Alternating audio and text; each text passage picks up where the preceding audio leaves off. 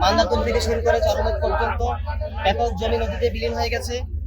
প্রতি বছরই আমরা এটা শিকার হই। সেই জায়গা থেকে কাছিকাটাবাসীর দীর্ঘদিনের প্রাণের দাবি ছিল কাছিকাটা একটি স্থায়ী বেড়িবাঁধ নির্মাণ করা, এবং এবছর দেখা গেছে কাছিকাটায় নদীর মাঝখানে যেই অবৈধ বালুমহল ঘোষণা করা হয়েছে, এই বালু উত্তোলন করার ফলে কাছিকাটা আরো বেশি নদী ভাঙন দেখা দিয়েছে। আমরা চাই কাছিকাটা এই অবৈধ বালুমহল বন্ধ হোক এবং কাছিকাটা একটি স্থায়ী বেড়িবাঁধ হোক। এই প্রাণের দাবিতে আজকে এই মানববন্ধন কর্মসূচি।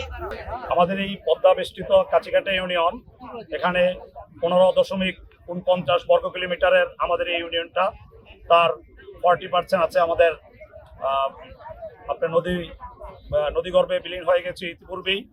আর বাকি যে অংশটা আমাদের এখানে আছে, সেখানে আমাদের টোটালি আমাদের 7টা ওয়ার্ড আমাদের এই মানে স্থলবন্দর এবং আপনার মানুষের বসবাস আছে এখানে। সেখানে ইতিপূর্বেই শরীয়তপুর জেলা প্রশাসক কর্তৃক একটি কুচক্রী মহল বালি মহলের প্রস্তাব করেছে, যার প্রতিবাদে কাছিকাটার 40,000 জনগণ, 40,000 বসবাসরত কাছিকাটার মানুষ এর বিপক্ষে অবস্থান নিয়েছে। আমরা শরীয়তপুর জেলা প্রশাসককে বিশেষভাবে মাননীয় জেলা প্রশাসক সহ খনিজ সম্পদ অধিদপ্তর এবং ভূতত্ত্ব অধিদপ্তরে আমরা ইতিপূর্বেই চিঠি দিয়েছি। তাদেরকে আমরা অবহিত করেছি, আপনাদের দ্বারা যেই ঘোষিত বালিমহল, আমরা কাছিকাটার মানুষ এটা চাই না।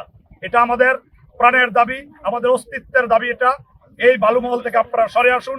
বলতে করতেছি যাতে নদীর বালু উত্তোলন না করে, আর স্থায়ীভাবে কাছিকাটা ইউনিয়নবাসীর জন্য স্থায়ীভাবে বেড়িবাঁধের জন্য এলাকার মধ্যে হাজার হাজার মানুষ আছে এবং অনেকগুলো শিক্ষা প্রতিষ্ঠান আছে, কলেজ আছে, মাদ্রাসা আছে, স্কুল আছে, কিন্ডারগার্ট আছে, এগুলা রক্ষা করার জন্য যা স্থায়ীভাবে বেড়িবাঁধ থাকে।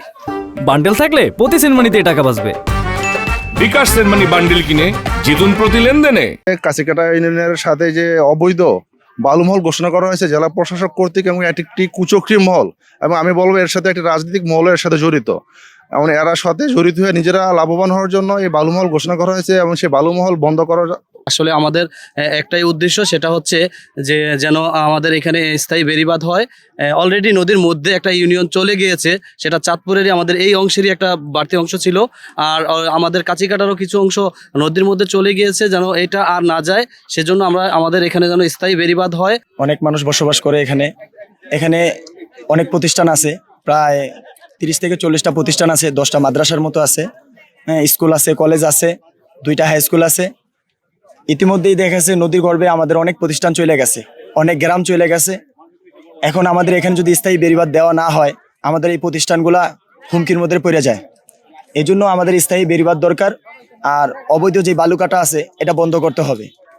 এটা বন্ধ না করলে আমাদের নদী ভাঙন বাড়তেছে, যার কারণে আমাদের এই গ্রাম অঞ্চলের মানুষ স্থায়ীভাবে বসবাস করার জন্য হুমকির মধ্যে আছে।